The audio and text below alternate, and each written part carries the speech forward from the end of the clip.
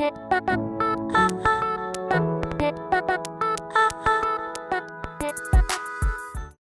the question that we see here is actually a fairly challenging pH calculation question. And the reason is because it combines a couple of different concepts in pH into the one. The unfortunate thing though is that this question is actually fairly typical of a HSC question. So it's really important that we understand how to do questions like these. So if we have a look at this question, it says a solution is created by measuring 250 ml of 0.25 mol per liter sodium hydroxide and 250 ml of 0.5 mol per liter hydrochloric acid. Right? And the two solutions are mixed in a beaker, and then you add water so that the final volume becomes 1 liter. What's the pH of the final solution? So when it comes to these types of questions, especially when they become fairly complicated and there's multiple things to worry about, I always like to draw a diagram. So if we draw a diagram of what's going on, we essentially have two solutions that we've mixed together into a larger beaker. So if I draw a beaker and then I draw my two solutions, so what we're saying is we're mixing 250 ml of 0.25 mol per liter sodium hydroxide, okay, and then 250 ml of 0.5 mol per liter HCl, okay? And so when we mix these two solutions together, we should get 500 ml of that solution, okay? And then what they've done is, okay, once we've mixed the two solutions together, then we're going to fill it up so that it becomes a total of 1 liter, okay? And that's our final solution. And they want us to then measure the pH of this. So this is a fairly complicated question. Now, with all calculation questions, you should get into the habit of always writing an equation of what's going on. So when we mix sodium hydroxide and hydrochloric acid together, there's going to be some sort of reaction, right? Because the hydrochloric acid's an acid, the sodium hydroxide's base, you're going to have an acid-base reaction. And that's going to cancel each other out. That's going to cancel some of the acidity of the HCl and the basicity of the sodium hydroxide out. So the equation should be quite straightforward. So it's HCl plus NaOH, and that gives us NaCl plus H2O, okay? And then it's also a good habit to write what we know underneath, right? So we have 250 ml of this at 0.5 mol per liter, and then the sodium hydroxide, we've got 250 ml at 0.25 mol per liter. 250 ml at 0.25 mol per liter. So then once we do that, what we notice is we've got information for both reactants. And in chemistry, whenever you have information for both reactants, you should always be thinking, is it a limiting reagent question? And just to recap on what limiting reagent questions are, it's essentially when you have two reactants mixed together, but one of the reactants runs out first. So the way we check is we've got to convert these to moles and see if they're the same number of moles. So then the next step is to calculate the number of moles. So if we calculate the number of moles of HCl, that's going to be concentration times volume, right? Because remember the formula, C equals N on V, right? So if we want to calculate the number of moles, then we just do C times V, right? So N equals C times V, right? So that's the formula we're going to be using. So if we do C equals N times V, that's going to be 0.25, right? Because remember, volume should always be in liters, times 0.5 mol per liter. And that's going to give us 0.125 moles. Okay, and then if we do the same for NaOH, right, that's going to be 0.25 times 0.25 mol per liter, and that's going to give us 0.0625 moles.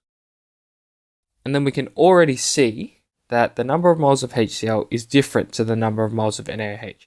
Now, to determine which one runs out first, it's just whoever has less moles, right? Because if we look at the equation, it reacts in a 1-to-1 mole ratio. So the amount of NaOH that you have has to be the exact same as the amount of HCl that we have. But we see here there's more HCl compared to NaOH, right? So that means because there's less NaOH, that's going to run out first. So what we need to say is, therefore, NaOH is the limiting reagent, and HCl is in excess. Okay, so really important. We've identified that HCl is in excess. So that means when we mix these two solutions together, they're going to react with each other. All the NaOH is going to run out, and we're going to be left with a little bit of HCl. And the reason why that's important is because that little bit of HCl left over is going to determine what our pH is, right? So then the next step, once we found out, okay, we've decided that HCl is in excess, Then we've got to find out how much of that HCl is remaining, right? Because the NaOH, there's none of it remaining because it runs out. But we then got to find out how much of the HCl is remaining. So how we do that? To find the number of moles of HCl remaining, okay, we take the number of moles of HCl that we started with, and then we minus the amount of NaOH that we had, right? Because the amount of HCl that we use to cancel out the NaOH should be the same, okay? So it should be 0.125 minus 0.0625, like so, okay? And we should be left with 0.0625 moles, okay? So we're left with 0.0625 moles of HCl. Now then the final step is to then, okay, we've got to calculate the pH of the final solution. We know we have this many moles of HCl in the final solution, but what's the pH? So to recall, the formula for our pH, right, is negative log base 10 concentration of H3O plus, or the concentration of H plus, that's the same thing. And so we really want to be finding the concentration of the H3O plus from hydrochloric acid.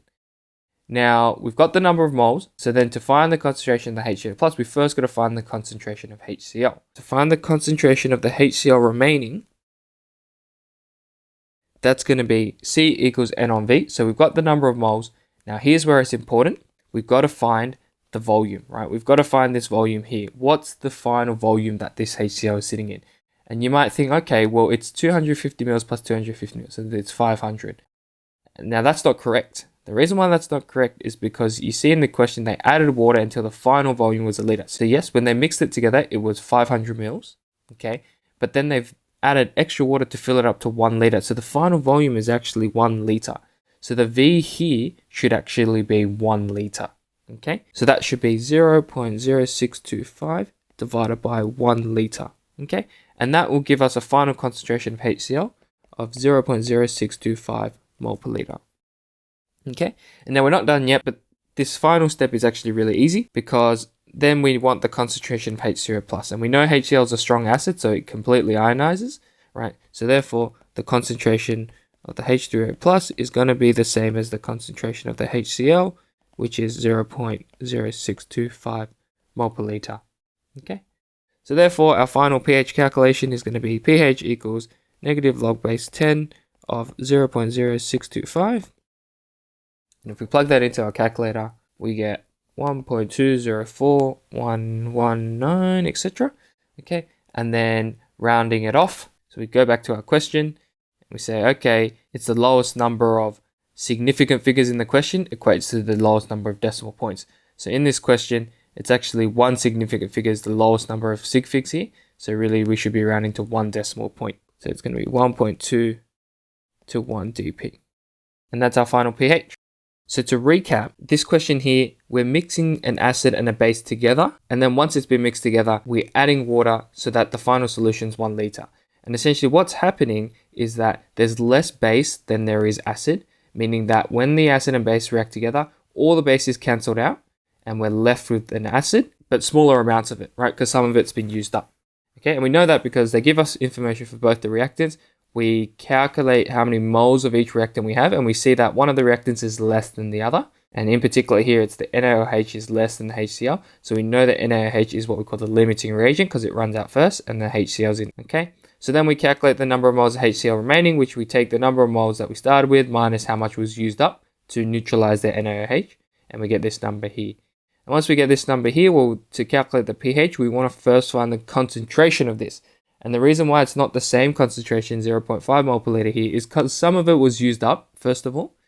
And then secondly, we've added extra water in. Okay, so we've got to account for how much was used up, which we've done here. Then we've got to account for the final solution, which is done here when we divide it by 1 liter, right? Because that's the volume of the final solution. We get this number here. And then we know the concentration of H3O plus is going to be the same as the concentration of HCl because it's a strong acid. So then when we plug it into the pH, we get 1.2 as our final answer.